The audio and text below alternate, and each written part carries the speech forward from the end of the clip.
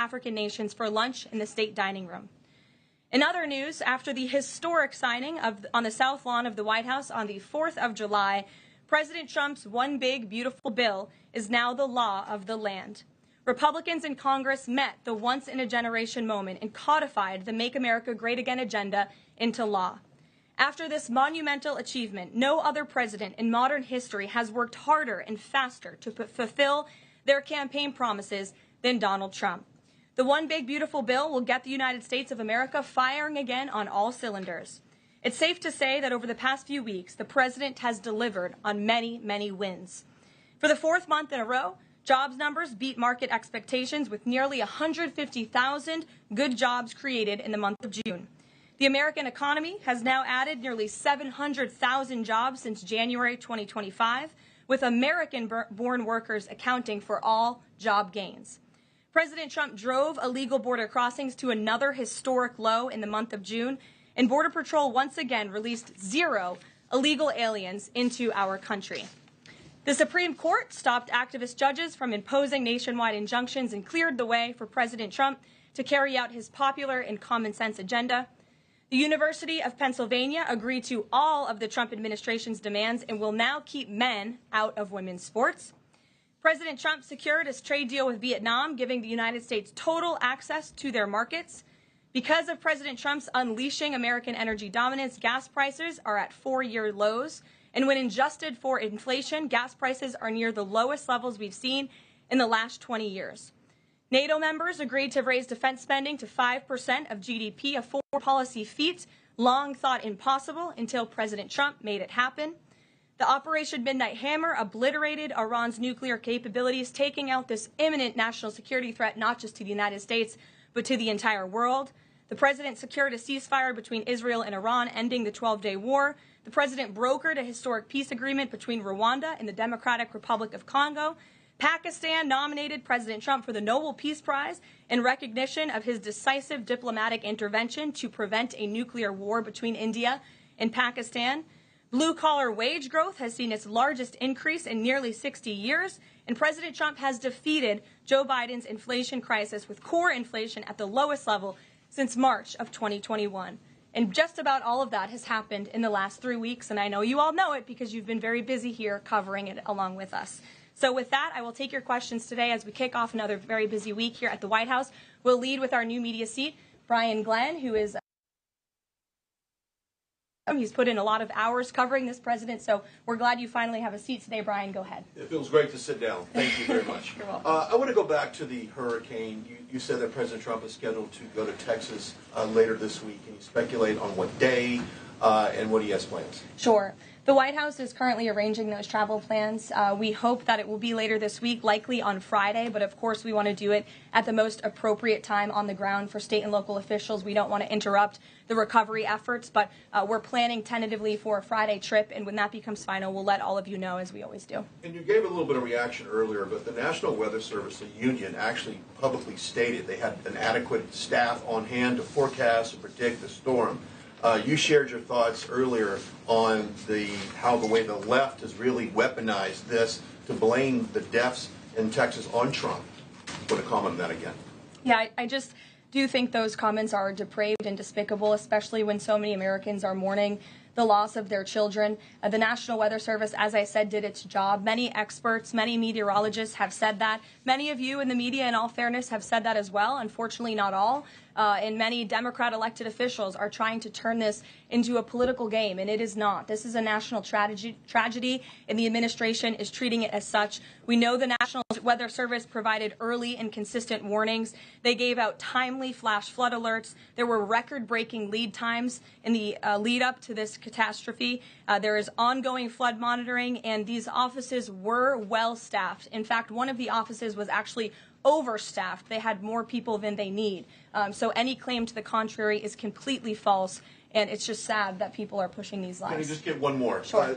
Kind of a little bit of breaking news. The Department of Homeland Security is moving to end the TPS status on Honduran and Nicaraguan migrants. Yes. Any plans to adding additional countries that you could be targeting? Just a reaction. Sure. Well, I won't get ahead of the Department of Homeland Security on additional countries, but as you pointed out, they did end temporary protective status for Nicaraguans and Hondurans in this country because TPS, temporary protective status, is temporary by definition. It is not meant to be a permanent path to residency or citizenship here in the United States of America. It was originally granted to Nicaraguans following a natural disaster in 1999. That doesn't sound very temporary to me. And as well as Hondurans in 1999 after the impact of Hurricane Mitch in 1998. And so this administration is doing what it promised to do. And if individuals from these countries want to come here, they have a legal pathway to do it, but temporary protective status was never meant to be permanent. The previous administration abused this status and this parole program, essentially treating it as such, and we're not going to tolerate that any further. Thank you, Brian. Megan.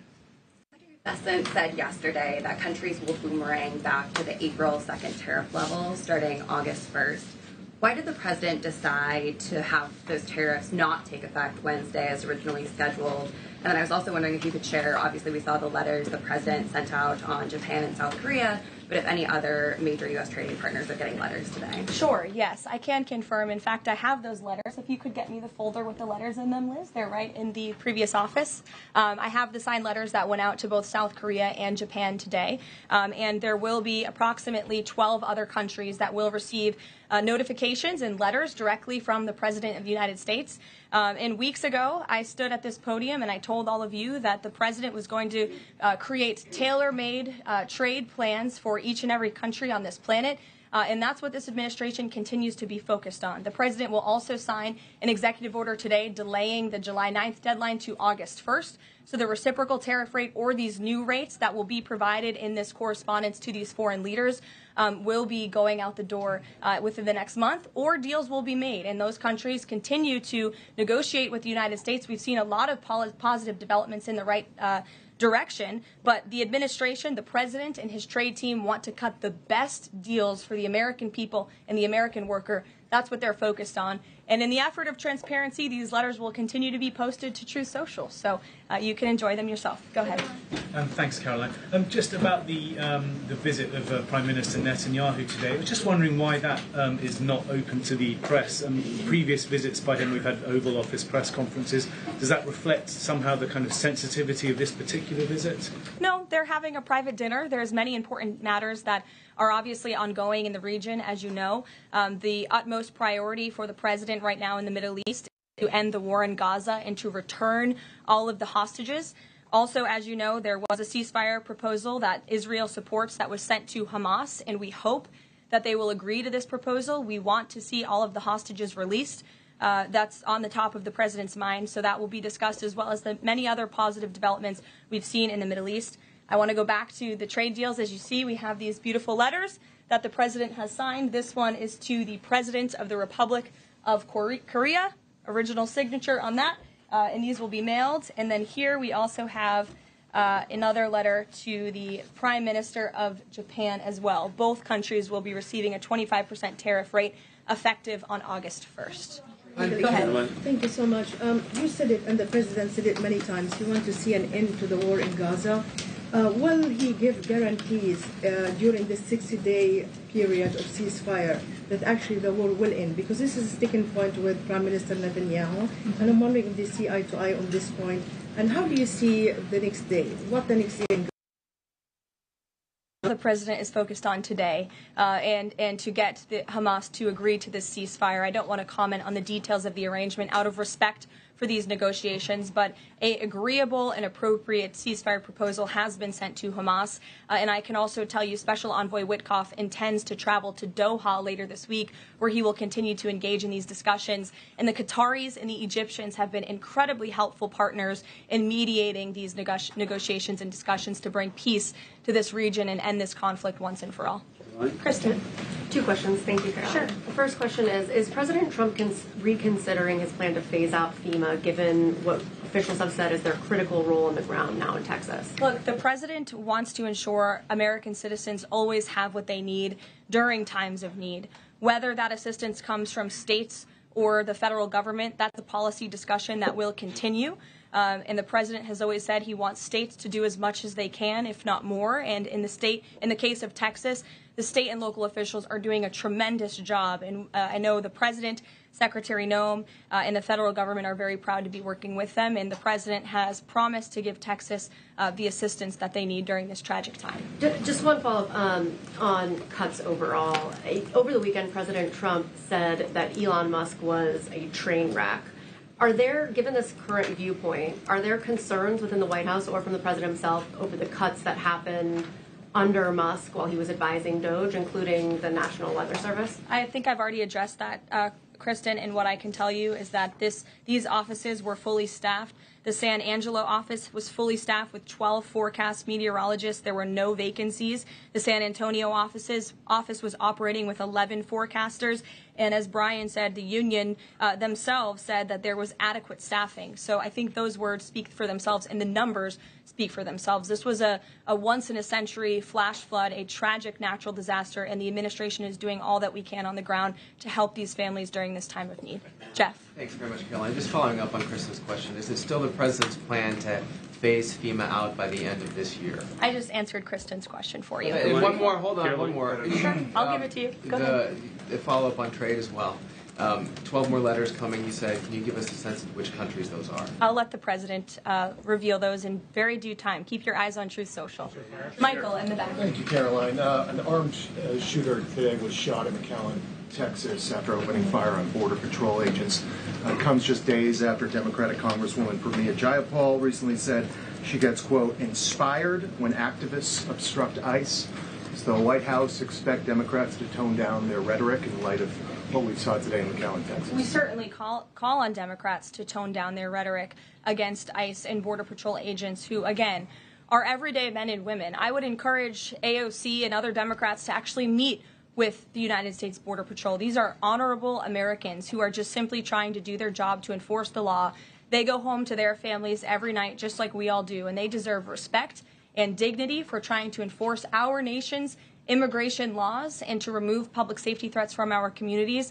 The White House is aware of the shooting that took place today in Texas, and we are working with the appropriate federal agencies to get to the bottom of what happened. Karoline, the DOJ and FBI have now concluded there was no Jeffrey Epstein client list. What do you tell MAGA supporters who say they want anyone involved in Jeffrey Epstein's alleged crimes to be held accountable? This administration wants anyone who has ever committed a crime to be held accountable, and I would argue this administration has done more to lock up bad guys than certainly the previous administration. And the Trump administration is committed to truth and to transparency. That's why the Attorney General and the FBI Director pledged at the President's direction to do an exhaustive review of all of the files related to Jeffrey Epstein's crimes and his death. And they put out a memo in conclusion of that review. There was material they did not release because, frankly, it was incredibly graphic and it contained child pornography, which is not something that's appropriate for public consumption. But they committed to an exhaustive investigation. That's what they did, and they provided the results of that. That's transparency. Follow up on that, Sure. Caroline. Okay, so the FBI looks at the circumstances surrounding the death of Jeffrey Epstein. According to the report, this systematic review revealed no incriminating client list. So what happened to the Epstein client list that the Attorney General said she had on her desk? Well, I think if you go back and look at what the Attorney General said in that interview, which was on your network, on Fox News. I've got the quote. Go ahead. John Roberts said, DOJ may be releasing the list of Jeffrey Epstein's clients. Will that really happen? And she said, it's sitting on my desk right now to review. Yes, she was saying the entirety of all of the paperwork, all of the paper in relation to Jeffrey Epstein's crimes. That's what the Attorney General was referring to, and I'll let her speak for that. But again, when it comes to the FBI and the Department of Justice, they are more than committed to ensuring that bad people are put behind bars. They have an operation going on right now called Summer Heat, which has our murder rate trending in the lowest direction in United States history. Their emphasis on violent crime and locking up violent criminals has led to the arrest of 14,000 violent criminals. That's a 62% increase from the same time period last year. So this Attorney General and the FBI Director are committed to putting bad people behind bars where they belong. They promised an exhaustive review. That's what they did. For any further details, I would refer you to the Department of Justice. Okay.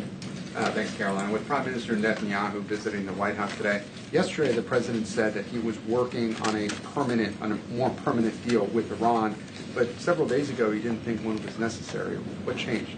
Well, when you asked me about this, or when you all asked me about this several weeks ago, I said the president thought maybe an Iran deal was not necessary, but of course the president is always interested in peace and diplomacy. That remains true, and the administration continues to be in contact, both directly and indirectly, with the Iranians on a deal. And then on tariffs, you're now delaying the deadline from July 9th to August 1st.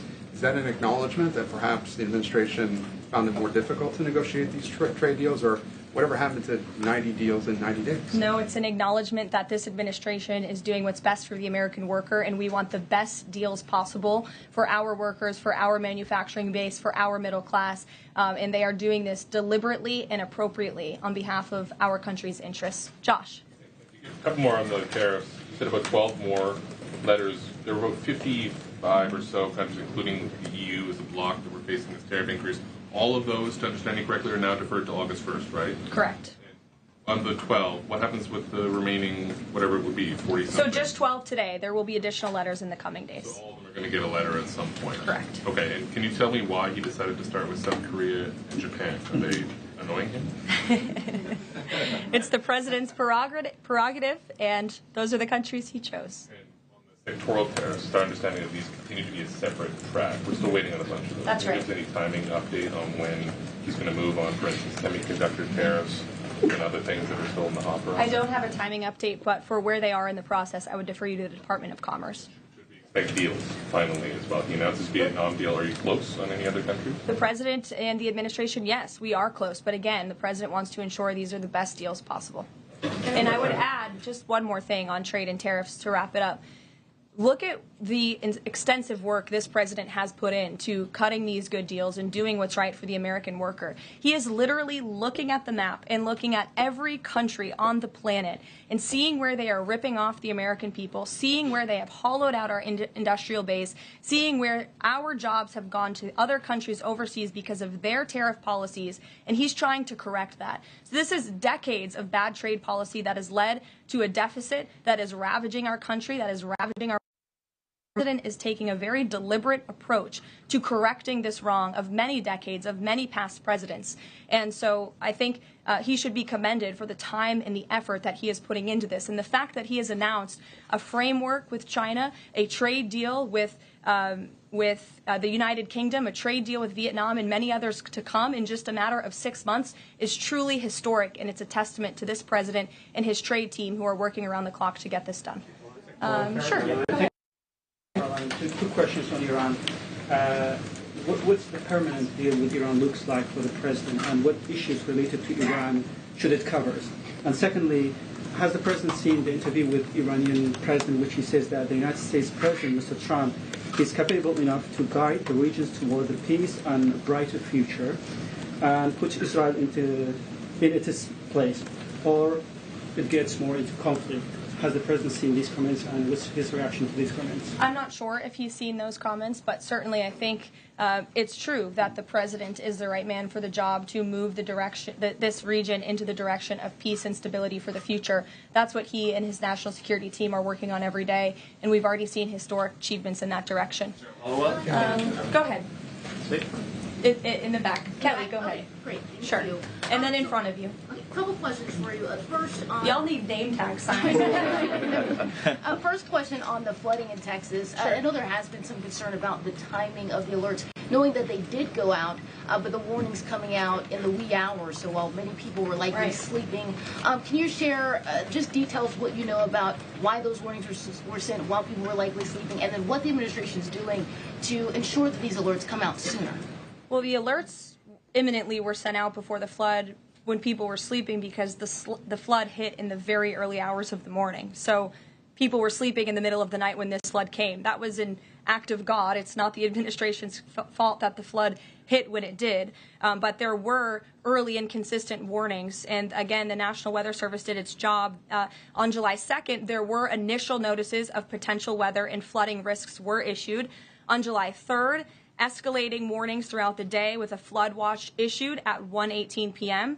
And then later at 6:10 p.m. on July 3rd, the Weather Prediction Center warned of excessive rainfall and a high likelihood of flash flooding.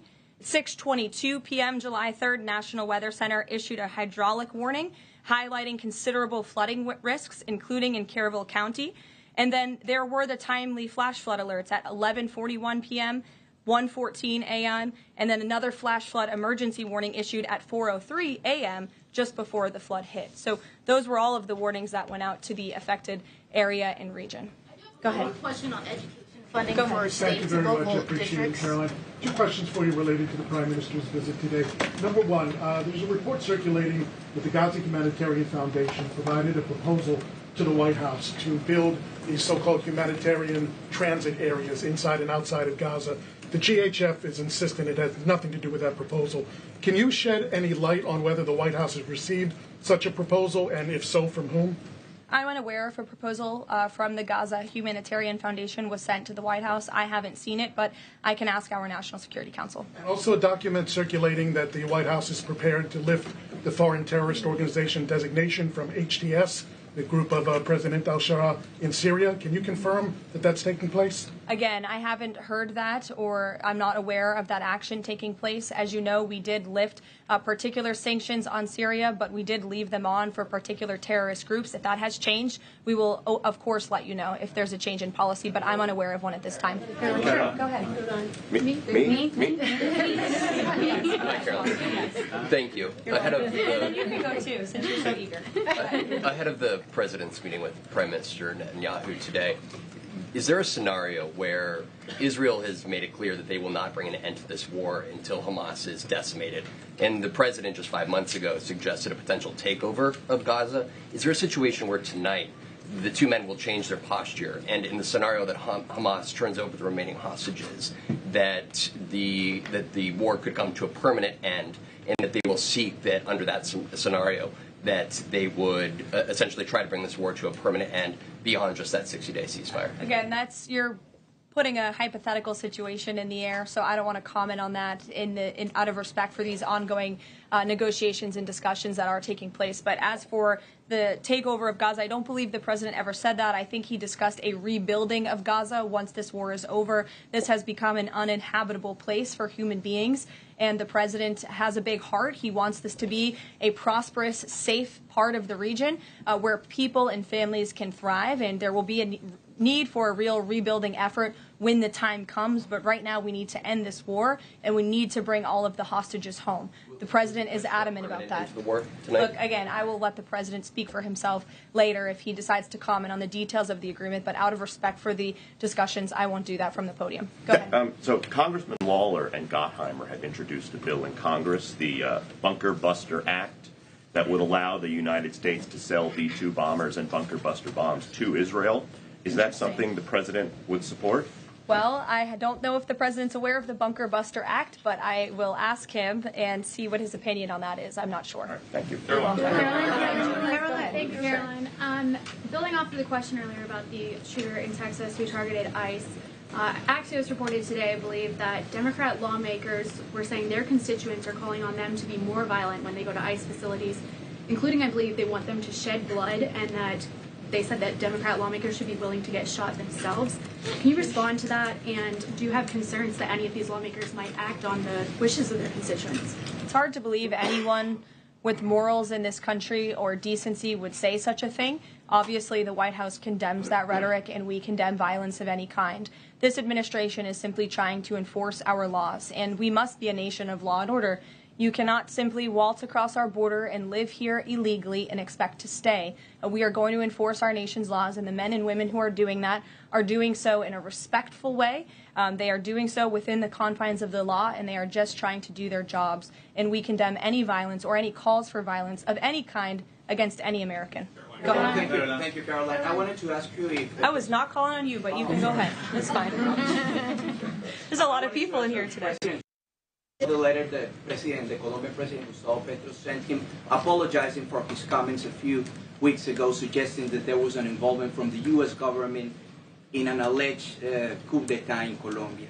And Secretary Rubio recalled the U.S. Chargé d'Affaires in Colombia Did President Trump saw that letter, and what do you think about the comments from President Petro suggesting that the U.S. has some kind of involvement in a coup? I'm not sure if the president has seen that letter, but I can check with him in the National Security Council. We will get you a response if you follow up with my team. We will find out for you. Caroline. Sure, go ahead. Thank you, Caroline. Iris, go ahead. Thank you, Caroline. Thank you, Caroline. On two topics. First, I love how excited everyone is on Monday. Yes, Raquel, you can go after. On two topics. First, tariffs. The president announced last night that any countries aligning themselves with the anti-American policies of BRICS That's right. will be charged with an additional 10% tariff. Can you tell us more details on that? What specific policies is the president talking about here? These two countries stay away from to avoid being subject to additional tariffs? Sure. Well, the president feels, generally speaking, that BRICS is seeking to undermine the interests of the United States.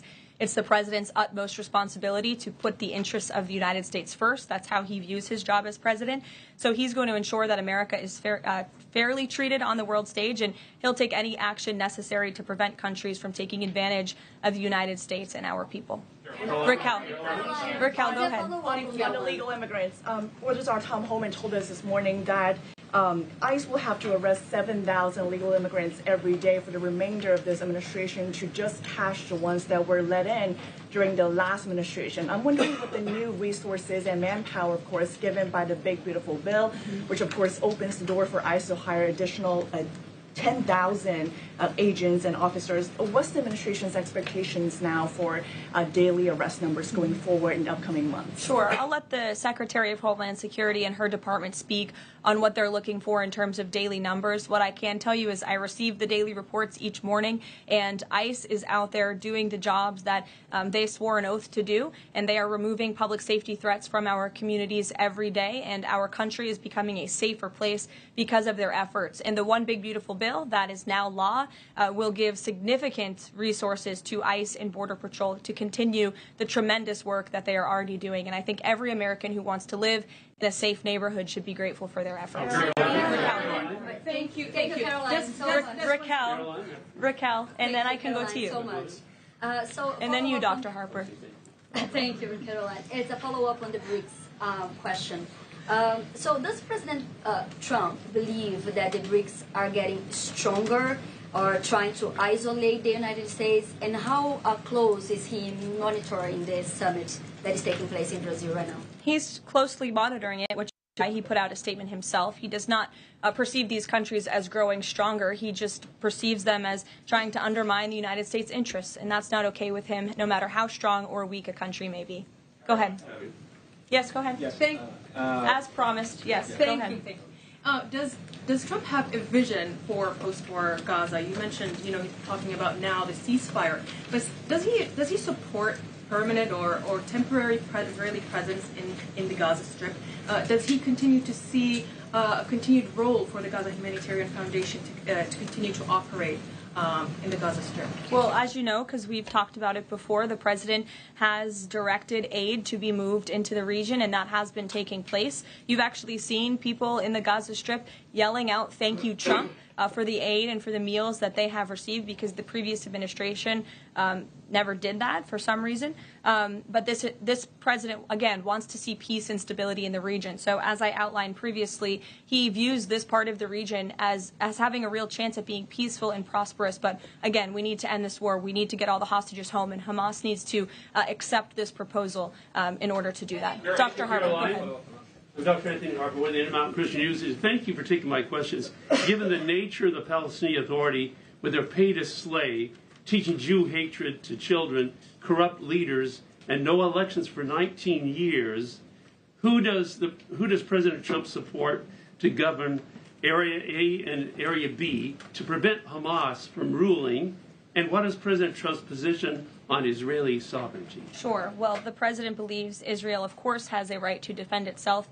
As for the first part of your question, you're getting ahead, Dr. Harper. As I told you, the president wants Hamas to accept this proposal right now. He wants to see peace in this region, and he's committed to doing that. Sean. Hey, Caroline, can you just please walk us through the decision to halt the supply of weapons to Ukraine? at a time when Russia is really hitting Ukrainian cities and civilians. Was Sure. that the president who decided that, or did the Pentagon do it without his approval? No, neither of those things are true. I'm happy to walk you through it. This was a standard review by the Pentagon of all weapons and all aid and all support that the United States is providing all countries and all regions around the world, not just Ukraine. When the Secretary of Defense took office, he directed the Pentagon to conduct this review to ensure that everything that's going out the door aligns with America's interests. So it's a pause to review to ensure that everything the Pentagon is pushing out there is in the best interest of our military and our men and women in uniform. Fran. Two questions on Israel. You suggested that Hamas is the impediment currently to a ceasefire. So if not a ceasefire deal, then what does the president hope to achieve with tonight's dinner with the prime minister? Again, you guys are getting around to a lot of hypotheticals. I don't want to get ahead of the president, but there are many other issues to discuss with Prime Minister Netanyahu tonight related to the region and just the entire world. So this will be a dinner to talk about Operation Midnight Hammer, which was incredibly successful, to talk about peace in Gaza and ending that conflict, as well as many other topics of discussion in relation to Israel and the United States. Sure, go ahead. Thank you, Caroline. Given the fact, this is on the trade letters, given the fact that the president put into effect the tariffs on April 2nd and then put the pause into place, is the president at all concerned that these countries that are receiving the letters won't take them seriously because the deadline seems to have shifted already and may shift again?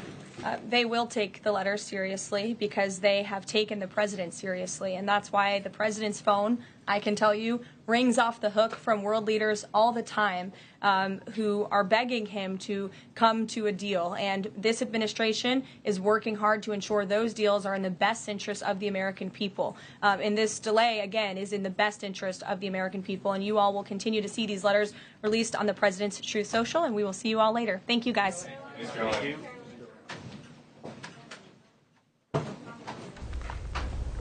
Well, that was the White House Press Secretary Karoline Leavitt. She just held a press conference. She opened with the deadly floods in Texas, updating reporters that President Trump has signed a disaster declaration for Kerr County, ensuring first responders have everything they need to save lives.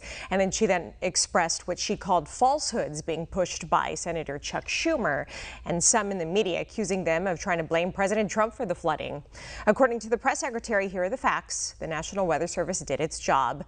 Timely warnings were issued in the lead up to this catastrophe. Staffing was up, weather briefings were conducted, and flash flood alerts went out in advance. She also mentioned tonight President Trump is set to host Israeli Prime Minister Benjamin Netanyahu at the White House. She also highlighted the record time accomplishments by this administration, including the Big Beautiful Bill, which is now the law of the land, officially codifying the Make America Great Again agenda. And she also made a point to tout the closed border, no illegal immigrants being released into the country, and the strong economic numbers, including the latest jobs report boasting that American-born workers accounted for all of the new job gains. One America News Network, your source for credible, honest, unbiased reporting from around the world, has just launched a live, 24/7, 365 days a year, uninterrupted cable feed on YouTube. And it's only $5.99 per month. Now you can watch One America News Network live, anytime, anywhere in the world. Go to our YouTube page and click here to become a member today.